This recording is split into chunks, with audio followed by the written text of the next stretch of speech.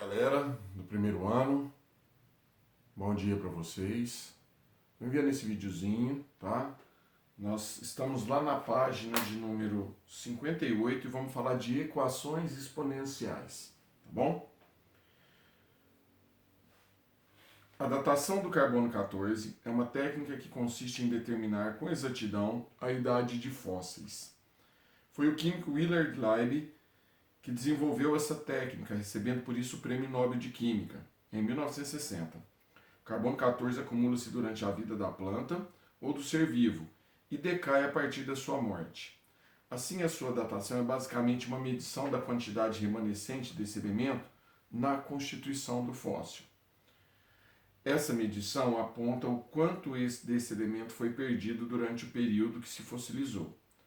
Como a meia-vida do carbono 14 é aproximadamente 5.700 anos, muitos fósseis apresentam quantidades mensuráveis de carbono 14, depois de milhares de anos. O estudo de Willard Libby mostra que, se uma pequena fração da quantidade original de carbono 14 estiver presente com medições apropriadas de laboratório, pode-se determinar a idade de qualquer fóssil, né? Quantidade de carbono 14 remanescente, ela é dada por... Aí tem essa formulazinha, que é quantidade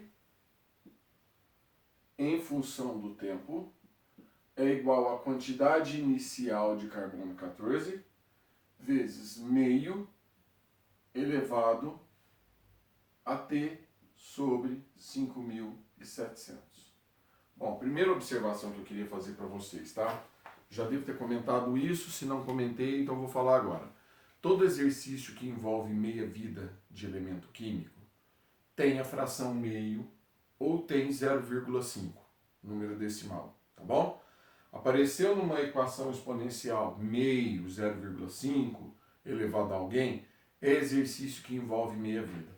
Então, por exemplo, nesse caso aqui, ó, meia-vida elevado a t sobre 5.700. O que eu estou entendendo disso? Cada vez que eu coloco 5.700 aqui no lugar do t, 5.700 dividido por 5.700 dá 1. E aí eu vou multiplicar a quantidade inicial pela metade, né? Qual é o dobro de 5.700? 11.400. Se eu colocar 11.400 aqui, dividido por 5.700, dá 2. Meio ao quadrado dá 1/4. Significa que eu tenho duas meias vidas. Metade e metade.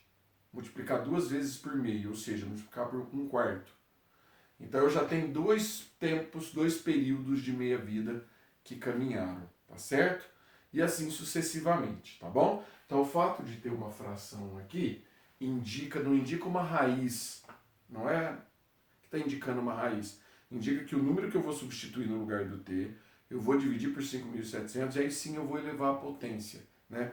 Porque expoente fracionário, na verdade, representa a raiz. Mas a ideia aqui é que eu não vou fazer uma raiz com o índice 5.700 de meio. A ideia não é essa. A ideia da fração lá em cima é para eu substituir o t por um valor, dividir e fazer o cálculo. Tá bom? Então veja bem, tem um gráfico aí, nós vamos trabalhar um pouquinho com esse gráfico. Então vamos supor que no instante inicial, no instante zero, aqui no eixo x eu tenho tempo. Que no eixo Y eu tenho os anos, a quantidade, né?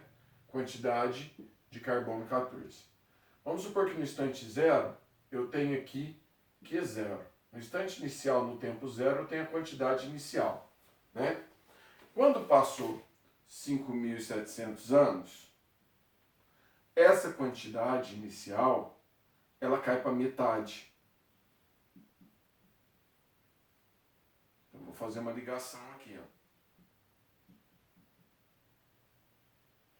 Essa quantidade caiu pela metade. Ora, por que caiu pela metade? Quando passa 5.700 anos, eu venho aqui no lugar do t, substituo por 5.700. 5.700 dividido por 5.700 dá 1.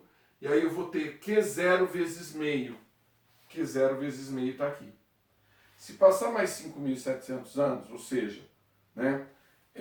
0, 0, 4, vai 1, 11.400 anos, cai para metade de novo, ou seja, Q0 dividido por 2, dividido por 2 de novo, Q0 dividido por 4. E aí eu tenho aqui, ó.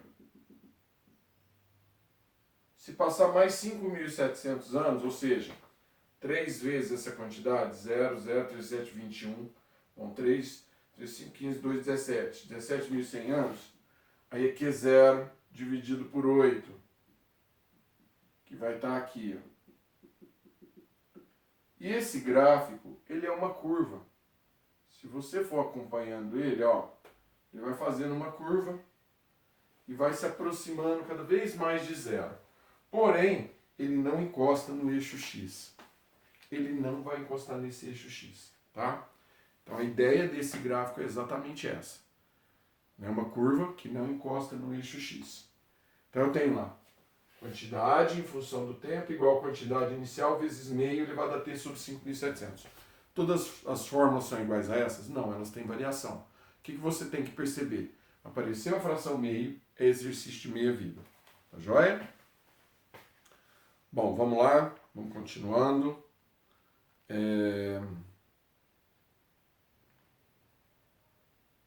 E aí, gente, eu posso ir dando continuidade. Posso ir dando continuidade para esse tipo de situação, né? Continuidade para o gráfico. Como Q0 é diferente de zero, pois corresponde à massa inicial, dividimos os dois membros da equação por Q0. A equação obtida... Ah, faltou uma perguntinha aqui, ó. De acordo com o gráfico, após 5.700 anos, a massa inicial de carbono 14 se reduz pela metade. Exatamente aqui, ó. Q0 dividido por 2, tá?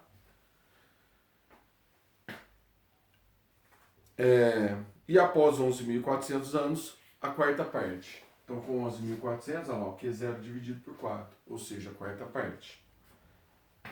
E se quisermos determinar após quantos anos a massa inicial de carbono 14 se reduz a Q0 sobre 64. Ó, eu quero determinar daqui quantos anos a massa inicial se reduz a Q0 sobre 64. Aí o que eu faço? Eu quero que a massa final, seja Q0 dividido por 64. Então eu pego a minha fórmula aqui e no lugar de Q, entre parênteses T, eu coloco exatamente isso. Q0 sobre 64 é igual a Q0 vezes meio elevado a T sobre 5.700. Pronto. E aí, pessoal, continuando. O que eu vou fazer? Pego esse Q0, passo dividindo do outro lado. Q0 dividido por 64, dividido por Q0 sobre 1, que é esse aqui, ó, é igual meio elevado a T sobre 5.700. Multiplico extremos e meios. Então, eu vou ter Q0 sobre 64 Q0 é igual meio elevado a T sobre 5.700. Cancela os dois Q0. Fica 1 sobre 64 é igual meio elevado a T sobre 5.700. E agora, pessoal, o que eu vou fazer? Transforma esse 1 sobre 64 em potência de base meio. 1 sobre 64 é meio elevado a 6. É igual a meio elevado a T sobre 5.700. As bases são iguais. Eu vou trabalhar com os expoentes. Então, 6 é igual a T sobre 5.700. Lembra a equaçãozinha exponencial? As bases são iguais. Vamos trabalhar com os expoentes. Eu multiplico em cruz. Então, T é igual 6 vezes 0, 0, 6 vezes 0, 0, 6 vezes 7, 42, 1, 4, 6 vezes 5, 30, mais 4, 34. 34.200 anos a massa de carbono 14 cai para Q0 sobre 64. Olha só a quantidade de tempo. 34.200 anos. Tá certo? E após quanto tempo, quantos anos, restará apenas a 100ª parte da massa inicial? 100ª parte da massa inicial, pessoal, é Q0 sobre 100. Né? Q0 sobre 100. Só que aí tem um pequeno problema. O Q0 sobre 100, o 100 não é um número que eu consigo transformar em base 2. Tá? Não consigo transformar o 100 em base 2. Porém, eu penso da seguinte maneira. Ó, o processo para realizar esse exercício seria o mesmo que nós fizemos aqui. Mas como o Q0 sobre 100, o número 100 não é uma potência de base 2, eu sei que o 100 está entre 64 e 128, que são potências de base 2. O 64 eu vi que é meio elevado a 6. Já fiz aqui no exercício anterior. Então esse cara aqui é meio elevado a 6. Esse cara aqui é meio elevado a 7. Então esse Q0 sobre 100, ele está bem entre meio sobre 6 e meio sobre 7. O meio sobre 6, eu já tenho um resultado, é 34.200 anos.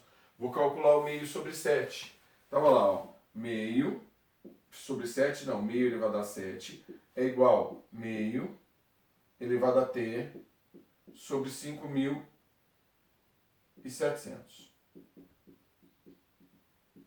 Quer dizer que t vai ser igual, só multiplicar em cruz os expoentes, né? 0, 0, 7 vezes 7, 49, vão 4. 5 vezes 7, 35 e 4, 39. Para chegar então à 100ª parte da quantidade inicial, eu vou precisar entre 34.200 e 39.900 anos. É nesse meio, é nesse intervalo que eu consigo atingir a 100ª parte.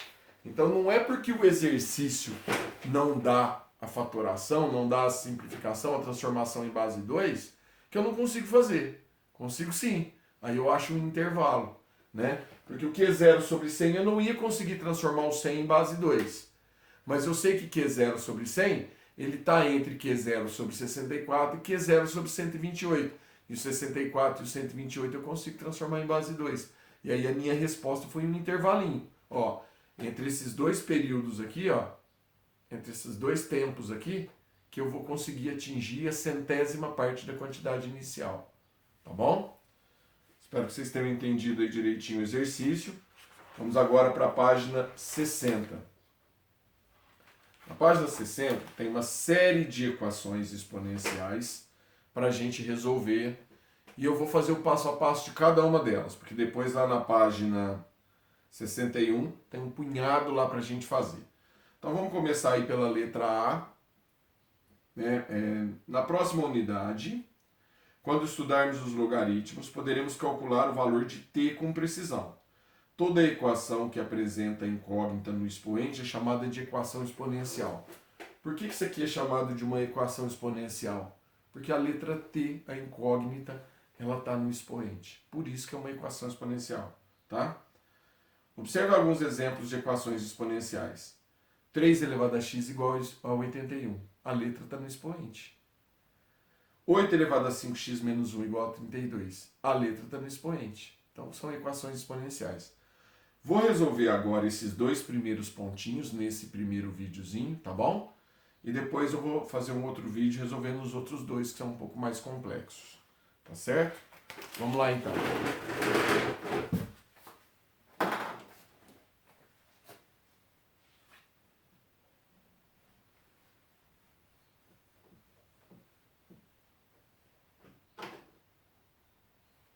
Bom, Primeiro, 3 elevado a x é igual a 81. O que eu faço para resolver esse exercício? Tem que transformar o 81 na base 3. 3 elevado a x é igual a 3 elevado a 4. Se você fizer a fatoração do 81, 81 dividido por 3, 27. 27 por 3, 9. 9 por 3, 3. 3 por 3, 1. 3 elevado a 4. Quando as bases são iguais, eu pego os expoentes. X é igual a 4 e a solução desse exercício é 4, dessa equação exponencial. Tá pronto? Simples assim, tá? Vamos ver o segundo exemplo. O segundo exemplo muda um pouquinho. 8 elevado a 5x menos 1 é igual a 32.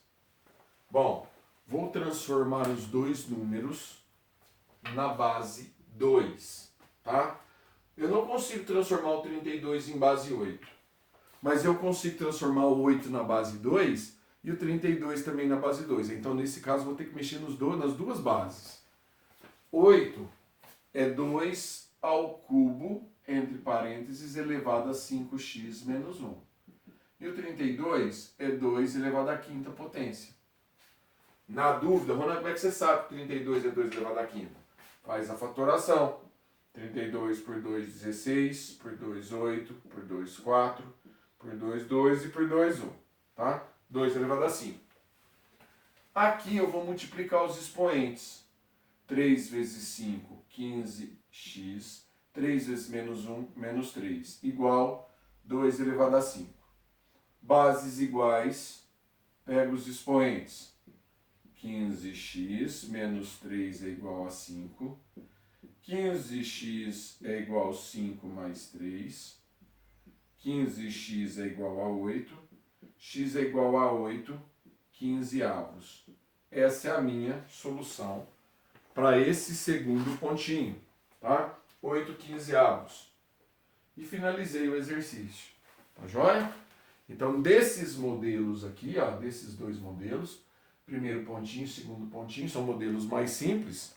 Se vocês olharem agora para a página 61, vocês vão ver que a A B, a C, a D podem ser feitas por esses processos, tá? Ronan, como é que faz a B? Raiz 2x. Acaba com a raiz. Vai ficar 2 elevado a x sobre 2. Se você transformar no expoente fracionário, você acaba com a raiz. Então, 2 elevado a x sobre 2. E o 8 é 2 elevado ao cubo. Tá? E a de baixo, 0,1 elevado a menos 3x mais 100 igual a 100. Bom, transforma o 0,1 numa fração, 1/10.